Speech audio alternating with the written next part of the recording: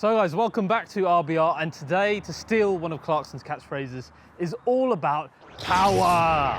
800 brake horsepower to be exact, all from this, allegedly what's going to be called the AMG GT73E. It is a V8 hybrid system, and while a lot of the focus in recent times has been on how the C63 will lose its V8, we've all forgotten how the V8 is gaining new life in an all-new P3 hybrid system being developed right now by AMG for launch this year. It could be that everything that AMG have done here could make these V8s even more exciting than the ones we've had till date. So today I'm going to do a deep dive on every single aspect of this V8 hybrid system, from the batteries to the electric motor to all the things that AMG are doing differently and alongside Formula One in order to make such an incredible car. Then we'll have a look around the GT73 camo car and see what little hints we can pick up on it. And I'll also let you in on the cars that I think will come in this e-performance brand in the near future. And then after that, we will also take a first look at the first pure EV AMGs. So let's deep dive now, guys, into this new V8 hybrid system of the AMG e-performance brand.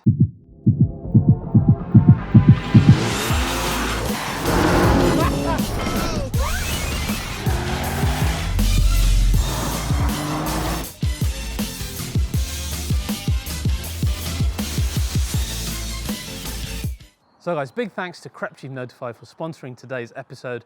They're a community that notifies you of the best and rarest items to either keep for your own collection or to sell on for extra income. We're talking about stuff like the newest gadgets like the PS5 and the Xbox Series X, or for nerds like me, the latest and rarest Pokemon cards, and indeed stuff like home weights or rare shoes and sneakers that are difficult to otherwise get a hold of. We've got a code down below, which is CCN10 for £10 off subscribing. Well worth looking at if you want to make some extra income to splurge on cars or just to get some rarer items. So guys, before I start, I'd like you to give a warm welcome to my RBR co-host who is currently in Germany standing with the GT73E camo car that I have magically cloned over here. So please say hi to Toby. Thank you, Raz. Hi guys, I'm Toby, your RBR host from Germany. Herzlich willkommen here from a secret facility around Stuttgart. And today we have something very, very special, a GT four-door behind me. And now it's time to get a little bit more into details about what is happening here. What's the special thing about this GT four-door right here? Let's get straight into it. So guys, exciting things to look at today. Now, let's have a look at the base GT63S first. This is an extremely powerful car as it stands, with 635 brake horsepower, 0 to 60 of 3.2 seconds, a whole load of torque, and it is the fastest four-seat production car in the world on the Nürburgring at the moment, just edging out the newly released Turbo S Panamera. So it's a hell of a car. But this V8 hybrid AMG completely smashes that out of the water, with system power up to 800 brake horsepower, well over 1,000 Newton meters of torque, and a 0 to 60 figure of under 3 seconds. So a lot has been done to this system in order to give us that output. So luckily we've got a bare version here to look through and do a deep dive on. We're going to start actually on the rear with the electric motor. Now, in most performance hybrid systems, the electric motor would sit in between the combustion engine and the transmission. AMG haven't done that. They've instead put it on the rear axle, and they refer to it as an electric drive unit. And it's a really clever, compact little thing because it features three of the most important components in this system. First is the electric motor, which is permanently excited, as you would find in a high-level EV like a Taycan, but unlike something like a Tesla, which uses a much simpler version of this technology. So you've got that as the main thing inside it. Then you have a two-speed transmission, which again is just like in a high-level EV like the Taycan, with the first gear handling everything up to about 140 kms, and then the second gear, as you can see here, will take over. And then this is done completely indiscernibly to the driver. And finally, you've got your much more familiar limited slip differential, all of that housed in that single EDU unit. And instead of being in the front, adding weight to the front, we've got it on our rear axle. In this setup, our electric motor is that much more efficient because it's totally independent to the transmission, so it's not beholden to it, and thus it's able to act more efficiently by itself. Now, in terms of power delivery, You can see here that our totally variable 4MATIC Plus system is able to pull power from either combustion or electric to any wheel it wants in any amount it wants. So it's, again, a very clever system. The other thing that's possible now is a full EV mode in a V8 AMG. How crazy is that? It's one of the driving modes that you get just before comfort mode, and full EV mode gives you up to 130 km in terms of speed. And now to tell you a little bit more about it and how it feels, we're going to head back to Toby and our AMG expert, Jochen. We, of course, implemented a new one, like electric, for going purely electric in this car, you're able to do as well. Okay, so when I switch the toggle on my steering wheel, I can now go fully electric if I want? Exactly. So especially therefore we designed the purely electric drive program, which will allow you to use the complete torque range of the electric motor in pure electric mode, and not will change to some hybrid or combined driving. That's the best mode for not waking up the neighbors in the morning. So perfect example, often used, coming back in the afternoon, waking up in the morning and not disturbing anybody. This is the way to go for. Perfect. So there you go, you've got a pure EV mode, which is normally rear biased, but able to send power to the front as well, which is so bizarre in a V8 AMG. Next we come on to the AMG Performance Battery. This was developed again in-house, but this time alongside AMG's F1 team in the UK, or as it's called, High Performance Powertrains in the UK in Brixworth. So everything that was developed, for example, for the AMG Project 1 was developed by this team. So we have here a 400-volt system with 560 cells, again, sitting on the rear just above our EDU unit. And this AMG Performance Battery will give you either continuous horsepower additional to the combustion engine of 93 brake, or for 10 seconds only, a peak power of 200 additional brake horsepower and 320 Newton meters, which is insane. Now, how have they done it? Essentially, they've done it by their main goals of having a lighter battery plus better cooling.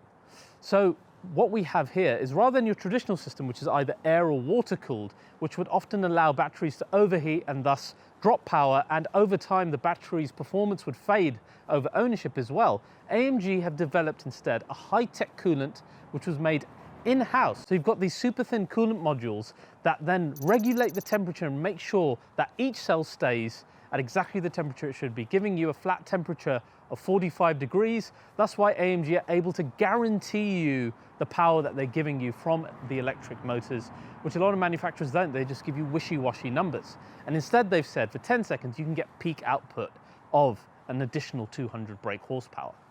One other new thing is energy recuperation. And again, because our EDU sits on the back, this is much more efficient. You can actually choose your recuperation level, of which there are 4 stages, 0, 1, 2, and 3, on your AMG steering wheel. And it becomes akin to 1-foot driving. But to hear more about this, we're gonna again head back to Toby and our AMG expert. So we implemented a new axis besides the normal driving mode, where you can have a selectable recovery level of the electric system. So you can just change the drag torque. When you release your foot from the acceleration pedal, there will be drag torque, recharging the battery, and you're able to adjust this as a driver parallel to your drive program. So it's no matter if you're in C or S, you're able to switch from near sailing mode driving or sailing behavior, where there's nearly no drag, like you have in a normal combustion engine when you go to neutral, or you're always able to have a one-pedal driving as well. Perfect, perfect. It's important to note that the performance battery weighs 89 kg, which, given the power on offer from it, is actually very light, because the power to weight density is about 1.7 kilowatts, which is about double the system of a traditionally cooled system. So that cooling element, really key, and some really clever work done by F1 and the AMG team. Then we move on to the combustion engine itself at the front. Less changes than in the 4-cylinder, which had parts shared with the Project 1. In the 8-cylinder, it's already a great engine. It's that amazing 4-litre V8, right up there with the 6.2 in my opinion. We're all going to pine for this engine one day again, but luckily we have it in our V8 hybrid system. The only change on this engine is that it's got a belt-driven starter alternator, which helps rev up and start the engine when you switch from EV mode, with a few other applications. And to talk once again more about that, let's head back to Toby and our AMG expert. We're having the C program where we focus on combining electrical drive and combined drive with possibility of boost, where the system in the back will automatically change on low loads and low driving speeds, electrical driving, or combined driving on higher loads and higher speeds. And if you put the pedal to the metal, then the ICE will always appear very fast with our belt-driven starter generator.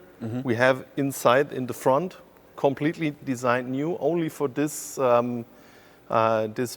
e-performance models, being able to start the engine very fast, then engaging the clutch inside the gearbox and revving up the engine very fast and performant, and then you will not have a lag or anything when switching from electric to combined driving mode. Okay, perfect. So power is there instantly and you can switch it like seamless. Like seamless. Very interesting. Thank you so much for sharing these insights with us. So that's it from Stuttgart, back to the UK, back to US. Thank you for having me. Thanks, Toby. So guys, the entire system adds about 200 kg versus your standard GT63S, which is quite a weight gain. But when you look at the power that's coming on in response, we've got 800 brake horsepower from this system, over 1,000 Newton meters, and as I said, a 0 to 60 of less than 3 seconds. So this is pretty incredible. All I'm hoping is that the way that they've arranged the components is good enough in terms of the weight distribution that our handling isn't affected that much, because the GT63 already was quite a heavy car. So I'm quite excited to drive this, quite excited to see how it drives versus the very sporty 63. So now let's have a look around this camo car, because there are a few hints to what the 73E will look like. The main is on the front end, where we've got a unique lower air intake area, which I'm very happy about that they did that, because what I suspect will be a much more expensive car needs to look it in the way that it's designed. So we've got some interesting design on the front air intakes. When you come on the side wing, you see the new Eevee Performance badge sitting under the V8 bi-turbo. Again, I like this. It's a nice way of doing it rather than putting some silly blue descriptors to do with electric. It's a nice logo, the Eevee Performance one.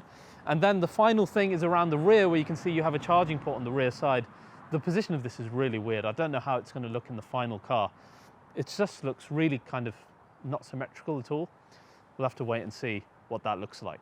Now, this is not the only car that's going to get this V8 hybrid system, as I said.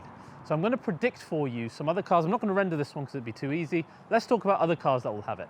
The first one that I think is a definite is the S73E, it might be called. So, of course, this will have Panamericana grille. We're going to have more aggressive lower air intakes, AMG wheels, braking systems, etc. On the rear, you'll have the quad pipes.